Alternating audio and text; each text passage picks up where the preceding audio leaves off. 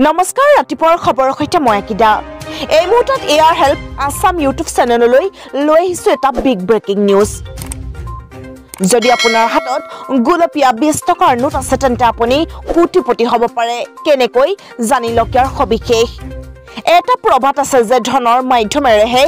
ধন আনে আৰু সেই কাৰণে এয়া 20 টকাৰ পৰিৱৰ্তে 1 মিলিয়ন টকা সেয়াও সম্ভৱ হয় এয়া সম্ভৱ যে বাস্তৱত আপুনি 20 টকাৰ পৰিৱৰ্তে কোটিপতি হ'ব পাৰে আৰু বহুতে বিশ্বাস কৰিব নোৱাৰে কিন্তু সঁচাইয়া আপোনাৰ পুৰণি 20 টকাৰ নোটৰ খলনি এতিয়া আপুনি লাখ টকা পাব পাৰে যদি আপোনাৰ ওচৰত পুৰণি গুলপীয়া ৰঙৰ 20 টকাৰ নোট আছে তেন্তে আপোনাৰ আৰু কোনো চিন্তা নাই আপুনি খদায়ৰ দৰে কোটিপতি হ'ব পাৰিব কিন্তু এই টকা কেনেকৈ পাব বিতংভাৱে জানোৱা হওক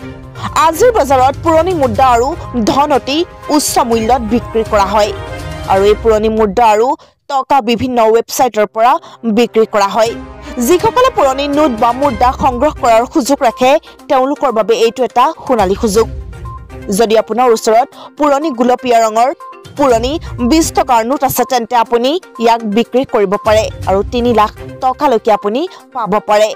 অৱশ্যে এই টকাটোৰ আৰত কিছুমান চৰ্ত আছে জানোৱা হওক 2003 ৰ পৰা 2008 চনলৈ আপোনাৰ ওচৰত এই গুলপীয়া টকা থাকিব লাগিব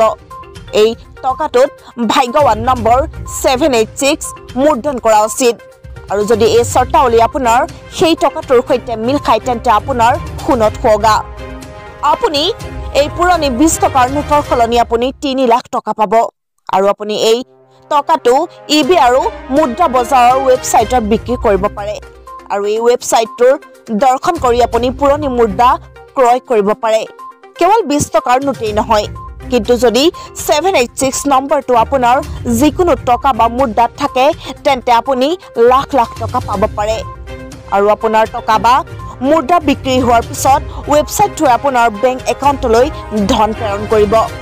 গতিকে আৰু পলম নকৰাকৈ যদি আপোনাৰ ওচৰত এনে মুদ্ৰা আছে তেন্তে ইয়াক এই ৱেবছাইটবোৰৰ জৰিয়তে খলনি কৰক সোনকালেই আৰু বন্ধুসকল চেনেলটোত যদি প্ৰথমবাৰ কাৰণে আহিছে তেন্তে চেনেলটোত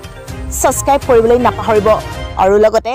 লাইক শ্বেয়াৰ কৰি আপোনালোকৰ বন্ধুবৰ্গৰ মাজলৈ লৈ যাব ধন্যবাদ